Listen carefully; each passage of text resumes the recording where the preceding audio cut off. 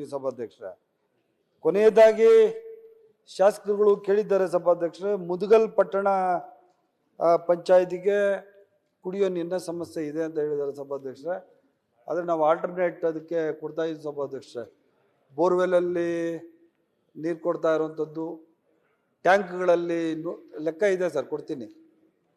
ಬೋರ್ವೆಲಲ್ಲಿ ನೀರು ಕೊಡುವಂಥದ್ದು ಮತ್ತು ಟ್ಯಾಂಕರ್ಗಳಲ್ಲಿ ನೀರು, ಕುಡಿಯೋ ನೀರು ಒಗ್ಸುವಂಥ ಕೆಲಸ ನಾವು ಮಾಡ್ತಾ ಇದೀವಿ ಸಭಾಧ್ಯಕ್ಷ. ಇಲ್ಲಿ ಏನಾಗಿದೆ ಸಭಾಧ್ಯಕ್ಷರೇ, ನಮಗೆ ಲೋನ್ ಬರಬೇಕಾಗಿತ್ತು ಸಭಾಧ್ಯಕ್ಷರೇ. 17 ಕೋಟಿ ನಮ್ಮ ಹಣ ಮತ್ತು 17 ಕೋಟಿ ಲೋನ್ ಹಣ ಬರಬೇಕಾಗಿತ್ತು. ಒಟ್ಟು 34 ಕೋಟಿಗಳ ವೆಚ್ಚದಲ್ಲಿ ಈ ಮುದಗಲ್ ಪಟ್ಟಣಕ್ಕೆ ನೀರು ಕೊಡುವಂಥ ಯೋಜನೆ ಇತ್ತು ಸಭಾಧ್ಯಕ್ಷರೇ. ಆದರೆ ನಮಗೆ ದುಡ್ಡು ಬಂದಿಲ್ಲ ಸಭಾಧ್ಯಕ್ಷರೇ. ಲೋನ್ ಅಮೌಂಟು ನಮಗೆ ಸಿಗಲಿಲ್ಲ ಸಭಾಧ್ಯಕ್ಷರೇ ಮುದಗಲ್ ಪಟ್ಟಣಕ್ಕೆ. ಆದರೆ ಈಗಾಗಲೇ ಸುಮಾರು ಮುದಗಲ್ ಪಟ್ಟಣಕ್ಕೂ ನೀರು ಕೊಡಬೇಕು ಅಂತಲೂ ನಾವು ಇದು ಮಾಡಿದ್ವಿ ಸಭಾಧ್ಯಕ್ಷ. ಅದು ಯಾರಿಗೋ ಕೊಟ್ಟಿದ್ರು, ಅದು ರದ್ದು ಮಾಡಿದ್ದೀವಿ ಸಭಾಧ್ಯಕ್ಷ. ಅದೆಂಥದ್ದು ಅವನು ಕಾಂಟ್ರಾಕ್ಟ್ರ್ ಈ ಕೋವಿಡ್ ಟೈಮಲ್ಲಿ ಕೊಟ್ಟಿದ್ರಿ ಅಂತ ಹೇಳ್ಬಿಟ್ಟು ಅವನು ಓಡೋದ ಸಭಾಧ್ಯಕ್ಷ. ಇದಕ್ಕೆ ಸುಮಾರು 17 ಕೋಟಿ ನಮ್ಮಲ್ಲಿದ್ದಂತಹ ಅನುದಾನದಲ್ಲಿ ಸುಮಾರು 6,62,00,000 ನಾವು ಮುದಗಲ್ ಪಟ್ಟಣಕ್ಕೆ ಖರ್ಚು ಮಾಡಿದ್ವಿ ಸಭಾಧ್ಯಕ್ಷ. ಇದು ಸುಮಾರು 27% ಅಷ್ಟು ಕೆಲಸ ಆಗಿದೆ ಅಂತ ನನ್ನ ಹತ್ರ ರಿಪೋರ್ಟ್ ಇದೆ ಸಭಾಧ್ಯಕ್ಷ. ಇನ್ನು ಉಳಿದ 63% ಕೆಲಸ ಬಾಕಿ ಇದೆ ಸಭಾಧ್ಯಕ್ಷ.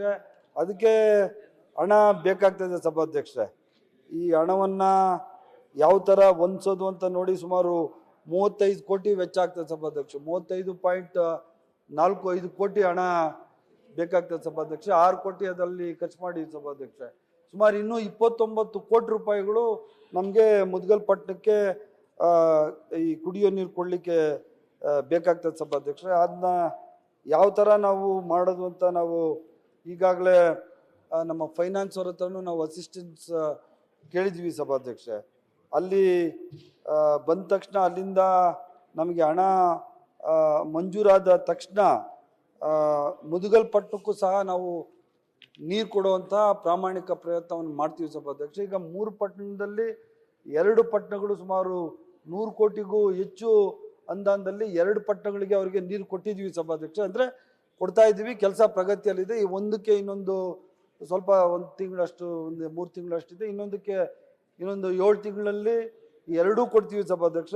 ಮತ್ತು ಈ ಸಮಸ್ಯೆ ಇರೋದ್ರಿಂದ ಮುದಗಲ್ ಪಟ್ಟಣಕ್ಕೆ ಇನ್ನೊಂದಷ್ಟು ಎಕ್ಸ್ಟ್ರಾ SFC ಗ್ರಾಂಟಲ್ಲಿ ದುಡ್ಡು ಕೊಟ್ಟು ಅವರಿಗೆ ತಕ್ಷಣಕ್ಕೆ ಬೋರ್ವೆಲ್ ಮುಖಾಂತರ ಮತ್ತು ಟ್ಯಾಂಕರ್ ಮುಖಾಂತರ ನೀರು ಕೊಡುವಂಥ ವ್ಯವಸ್ಥೆ ನಾವು ಮಾಡಲಿಕ್ಕೆ ಪ್ರಯತ್ನ ಪಡ್ತೀವಿ ಸಭಾಧ್ಯಕ್ಷ. ಇದಕ್ಕೆ ಮುದಗಲ್ ಪಟ್ಟಣಕ್ಕೆ ಈ ದುಡ್ಡು ನಾವು ಕೇಳಿದ್ವಿ ಸಭಾಧ್ಯಕ್ಷ. ಹಣದ ಅವಶ್ಯಕತೆ ಇದೆ ಸಭಾಧ್ಯಕ್ಷ. ಸುಮಾರು ಇನ್ನೂ 29 ಕೋಟಿ ರೂಪಾಯಿಗಳು ಬೇಕಾಗ್ತದೆ.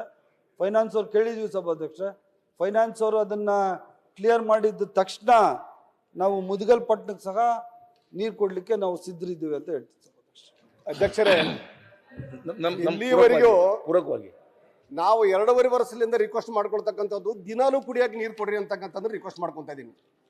ಸಚಿವರು ಉತ್ತರ ಕೊಡ್ತಕ್ಕಂಥದ್ದನ್ನ ಯಾವುದೋ 2017ನೇ ಇಸ್ವಿಯಲ್ಲಿ ಟೆಂಡರ್ ಕರೆದಿರ್ತಕ್ಕಂಥದ್ದು. ಇವತ್ತು 9ನೇ ವರ್ಷ ಇದು.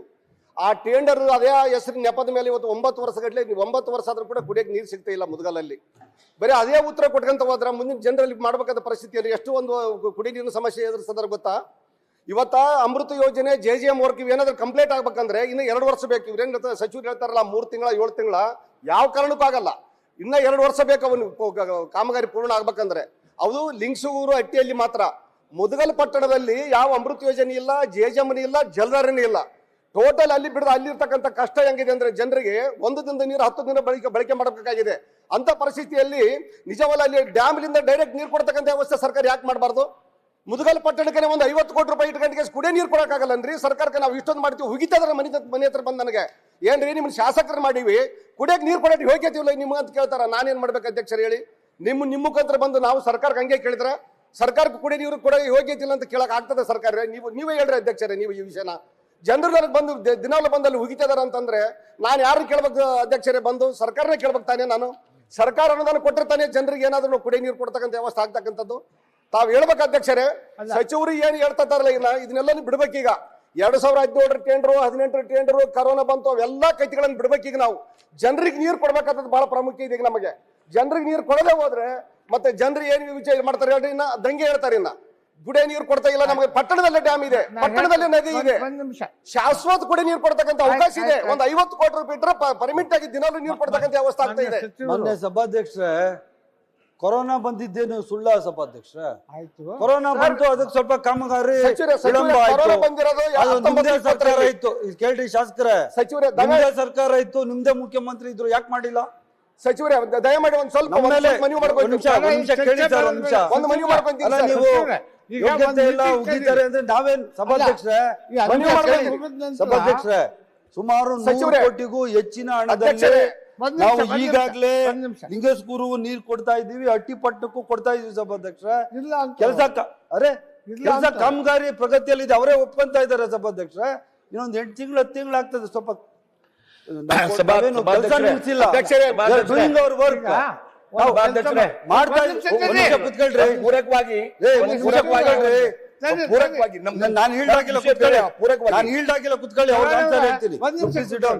ನೀವು ಕುತ್ಕೊಳ್ಳಿ, ನಾನು ಅವ್ರಿಗೆ ಹೇಳ್ತೀನಿ. ಮೊನ್ನೆ ಸಭಾಧ್ಯಕ್ಷರೇ, ಈಗ ಮಾನ್ಯ ಶಾಸಕರುಗಳು ಗೊತ್ತು ಸಭಾಧ್ಯಕ್ಷರೇ, ಲಿಂಗಸ್ಕೂರ್ಗೂ ಸಹ ಅಟ್ಟಿಪಟ್ಟಣಕ್ಕೂ ಎರಡಕ್ಕೂ 100 ಕೋಟಿಗೂ ಹೆಚ್ಚು ಹಣದಲ್ಲಿ ಕುಡಿಯುವ ನೀರಿನ ವ್ಯವಸ್ಥೆಯನ್ನ ಮಾಡ್ತಾ ಇದ್ದೀವಿ. ಆ ಜಾಗವನ್ನ ನಾವು ಆ ಏಜೆನ್ಸಿ ಕೊಟ್ಟೆ 1 ವರ್ಷ ಆಗಿದೆ ಸಭಾಧ್ಯಕ್ಷರೇ.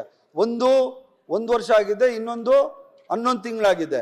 ಒಂದಕ್ಕೆ ಇನ್ನೂ 1 ವರ್ಷ ಟೈಮ್ ನಮ್ಮ ಅಗ್ರಿಮೆಂಟ್ ಅಲ್ಲಿ ಇದೆ ಸಭಾಧ್ಯಕ್ಷರೇ. ಆಯ್ತು. ನಾವು ಅವ್ರಿಗೆ ಕಾಮಗಾರಿ ಶುರು ಮಾಡಿದವಾಗ ನಾವು ಅಗ್ರಿಮೆಂಟ್ ಮಾಡಿದ್ವಲ್ಲ, ಆ ಅಗ್ರಿಮೆಂಟ್ ಅಲ್ಲೇ ಇನ್ನು 26ಕ್ಕೆ ಅದು ಕಂಪ್ಲೀಟ್ ಆಗೋದು ಸಭಾಧ್ಯಕ್ಷರೇ. 26 ತನಕ ಒಳಗಡೆನೆ ನೀರು ಎಲ್ಲಾ ಜಾಗಕ್ಕೂ ಕೊಟ್ಬಿಡ್ರಿ ಅಂದ್ರೆ ನಾವೇನ್ ವಿಳಂಬ ಮಾಡಿಲ್ಲ ಸಭಾಧ್ಯಕ್ಷ. ಆದ್ರೆ ಮುಖ್ಯವಾದ ಪ್ರಶ್ನೆ ಮಾನ್ಯ ಮಾನಪ್ಪ ಅವರದು ಮುದಗಲ್ ಪಟ್ಟಣಕ್ಕೆ ಕೊಡಕ್ಕೆ ಇಲ್ಲ ಅಂತ ಹೇಳ್ತಾ ಇದ್ದಾರೆ ಸಭಾಧ್ಯಕ್ಷ. ಅದ್ ನಾನು ಒಪ್ಕೋತೀನಿ ಸಭಾಧ್ಯಕ್ಷ. ಯಾಕಂದ್ರೆ 34 ಕೋಟಿ ರೂಪಾಯಿ ಬೇಕಾಗಿತ್ತು. ಅದರಲ್ಲಿ ಬರೀ ನಮ್ಗೆ 17 ಕೋಟಿ ಮಾತ್ರ ನಮ್ಮ ಅನುದಾನ ಇತ್ತು. ಆ 17 ಕೋಟಿಲಿ ಸುಮಾರು 6.5 ಕೋಟಿ ರೂಪಾಯಿಗಳನ್ನ ಈಗಾಗಲೇ ಖರ್ಚು ಮಾಡಿ 27% ಅಲ್ಲಿ ಕೆಲಸವನ್ನ ನಾವು ಮಾಡಿದ್ದೀವಿ. ಇನ್ನೂ ಸುಮಾರು 29 ಕೋಟಿ ರೂಪಾಯಿಗಳ ಅನುದಾನ ಬೇಕಾಗ್ತದೆ ಸಭಾಧ್ಯಕ್ಷ. ಆ ಹಣವನ್ನ ಬೇಕು ಅಂತ ಕೇಳಿ ನಾವು ಹಣ ನಮ್ಮ ಫೈನಾನ್ಸ್ಗೆ ಕೇಳಿದ್ವಿ ಸಭಾಧ್ಯಕ್ಷ. ಯಾವುದಾದ್ರೂ ಪ್ರಯತ್ನ ಪಟ್ಟು ಯಾವುದಾದ್ರೂ ರೀತಿಯಲ್ಲಿ ಮಾಡ್ರಿ ನಾವು ಅಲ್ಲಿಗೆ ಮುದುಗಲ್ ಪಟ್ಟಕ್ಕೂ ಸಹ ನೀರು ಕೊಡ್ಲಿಕ್ಕೆ ನಾವು ಪ್ರಾಮಾಣಿಕ ಪ್ರಯತ್ನವನ್ನು ಮಾಡ್ತೀವಿ ಸಭಾಧ್ಯಕ್ಷ. ಅಧ್ಯಕ್ಷರೇ, ಸಚಿವರೇ ಒಂದೇ ನಿಮಿಷ ಸಚಿವರೇ, ಈಗ ಈ ಸೆಷನ್ ಮುಗಿದ ಮೇಲೆ ಒಂದು ಬೆಂಗಳೂರಲ್ಲಿ ಉಸ್ತುವಾರಿ ಸಚಿವರು ನೀವು ಸೇರಿ ಒಂದು ಮೀಟಿಂಗ್ ಕರೀರಿ, ಎಲ್ಲ ಕಾಂಟ್ರಾಕ್ಟರ್ನು ಕರೀರಿ, ಕರೆದು ಅದೇನೋ ಮಾಡಿ ಬೇಗನೆ ಅವ್ರಿಗೆ ಅನುಕೂಲ ಮಾಡಿಕೊಡ್ರಿ. ಕುಡಿಯೋ ನೀರಿನ ವಿಚಾರ ಇಲ್ಲ ಸಭಾಧ್ಯಕ್ಷರೇ, ನಾವು ಶುರು ಮಾಡಿರುವಂತ ಕಾಮಗಾರಿಯಲ್ಲಿ ಏನ್ ಲೇಟ್ ಆಗ್ತಾ ಇಲ್ಲ ಸಭಾಧ್ಯಕ್ಷ. ಅದು ತಪ್ಪು ತಿಳುವಳಿಕೆ ಬೇಡ ದಯವಿಟ್ಟು. ಅವ್ರಿಗೂ ಗೊತ್ತಿದೆ ಅದು ಇನ್ನೊಂದು 11 ತಿಂಗಳು ಒಂದು 7 ತಿಂಗಳು ಒಂದು ಸರ್. ಈ 7 ತಿಂಗಳು ಮತ್ತೆ 11 ತಿಂಗಳು ಆದ್ಮೇಲೆ 2 ಪಟ್ಟಕ್ಕೆ ಬರ್ತದೆ, ಮುದ್ಗಲಿಗೆ ಬರ್ತಾ ಇಲ್ಲ ಅಂತ ಸನ್ಮಾನ್ಯ ಸಚಿವರೇ ಮಾಡ್ತಾ ಇದ್ದೀವಿ ಸಭಾಧ್ಯಕ್ಷ. ಅವ್ರಿಗೆ ಅಗ್ರಿಮೆಂಟ್ ಇರೋದೇ ಇನ್ನೂ 11 ತಿಂಗಳಿದೆ. ಅಧ್ಯಕ್ಷರೇ, ಟೆಂಡರ್ ಅಗ್ರಿಮೆಂಟ್ ಪ್ರಕಾರ ಸಚಿವರು ಹೇಳ್ತಾರೆ ಮುಗಿಸ್ಕೊಡ್ತೀವಿ ಅಂತ ಹೇಳಿದಾರೆ. ಅಧ್ಯಕ್ಷರೇ, ಸಭಾಧ್ಯಕ್ಷರೇ ಪ್ರಕಾರ 3 ತಿಂಗಳಲ್ಲಿ 7 ತಿಂಗಳಲ್ಲಿ ಪೂರಕವಾಗಿದೆ. ಕೆಲಸ ಮುಗಿಯವರೆಗೆ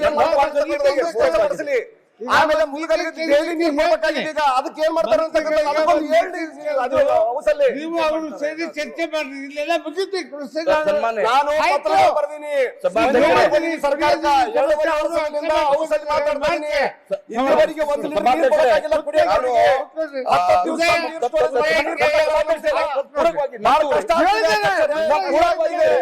ಸಚಿವರು ಸ್ಪಷ್ಟ ನಾನು